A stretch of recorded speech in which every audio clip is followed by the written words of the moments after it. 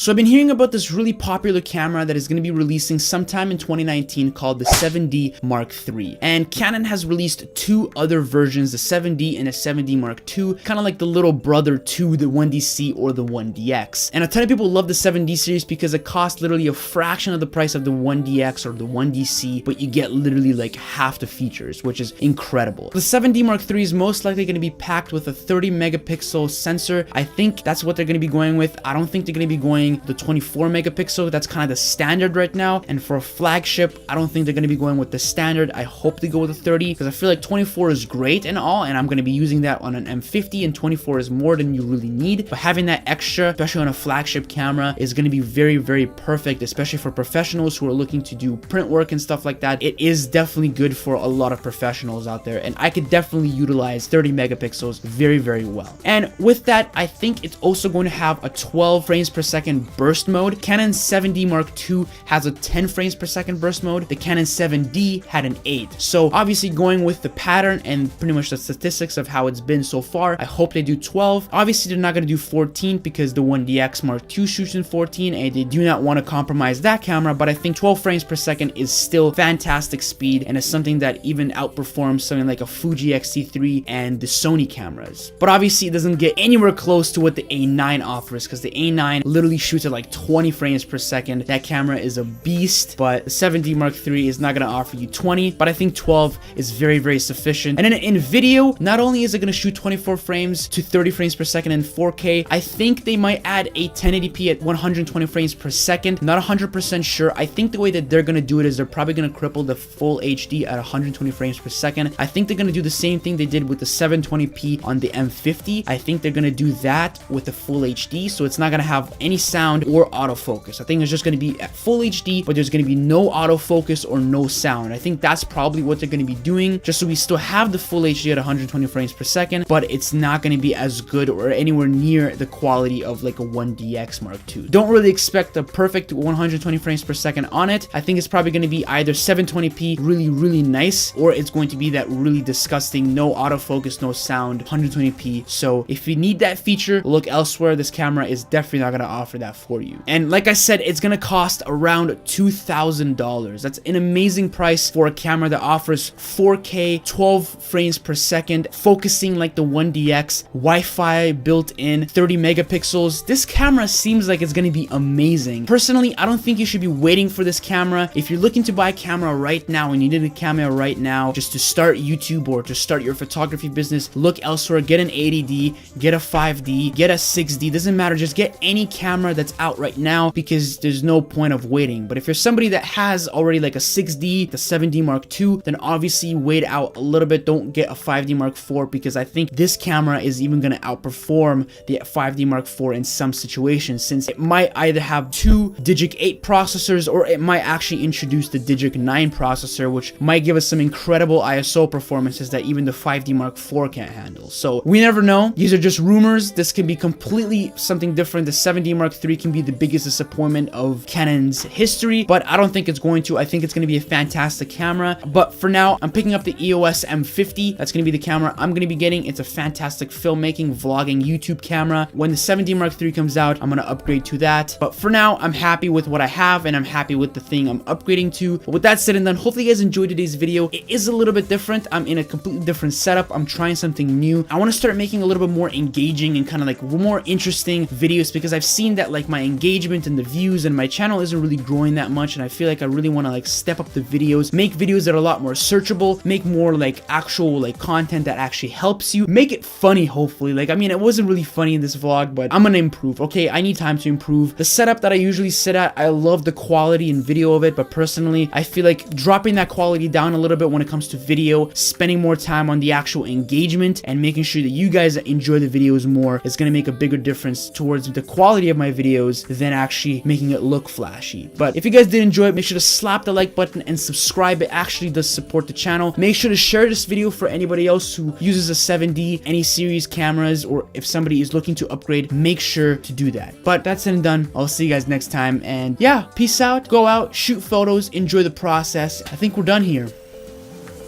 What? Look at this. Siri was literally just listening to everything I've been saying for like the last 2 minutes. Oh my god, I hate Siri. I'm done. It's over. Oh.